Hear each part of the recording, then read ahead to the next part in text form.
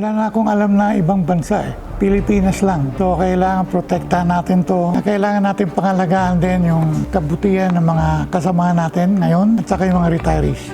Dapat lang kasi unang-una kami mga retired, matagal na nagserbisyo sa bayan. Gusto namin ipagpatuloy ng mga bagong henerasyon ng mga sundalo ang pagserbisyo sa bayan. Hindi lang bilang isang retired general, hindi lang bilang isang dating sundalo, may katungkulan lahat tayo bilang Pilipino, mahalin ang bayan, ipagtanggol, itaguyod ang kanyang mga prinsipyo para sa kapakanan ng lahat ng Pilipino, para sa ikabubuti ng bansa.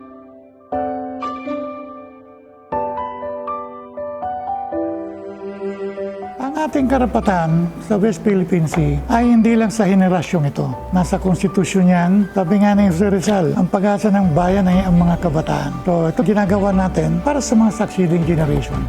Ang West Philippine Sea, by definition, ang scope niyan ay kasama yung ating exclusive economic zone provided by UNCLOS. Under UNCLOS, meron tayong karapatan, yung sovereign rights, na tayo lang ang pwedeng mag-explore, magmina ng kanyang mga resources, no? Kaya inaagaw sa atin, pinasok tayo ng China, nagtayo pa ng mga military bases, labag sa international ruling yun ng ating pinanghahawakan ngayon upang ipakita sa mundo na mali ang ginagawa ng China sa atin. At dapat tayong manindigan na ipagtanggol ang kung ano yung nararapat na binigay sa atin ng batas.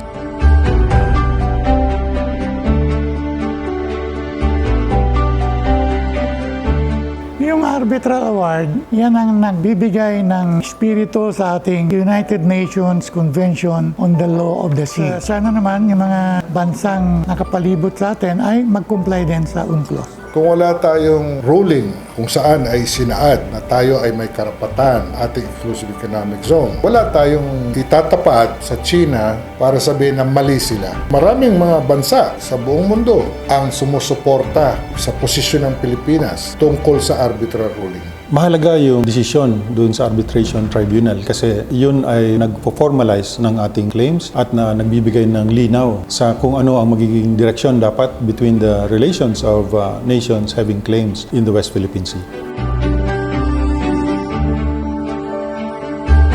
Hindi ka pa sisil, ibig sabihin lalaban tayo. Hindi tayo papayag na sasakupin na lang tayo na walang laban. Kailangan meron kang sariling paninindigan, handang maipagtanggol ang iyong karapatan at handa ka ring magsakripisyo para ipagtanggol ang iyong karapatan na ayon sa batas.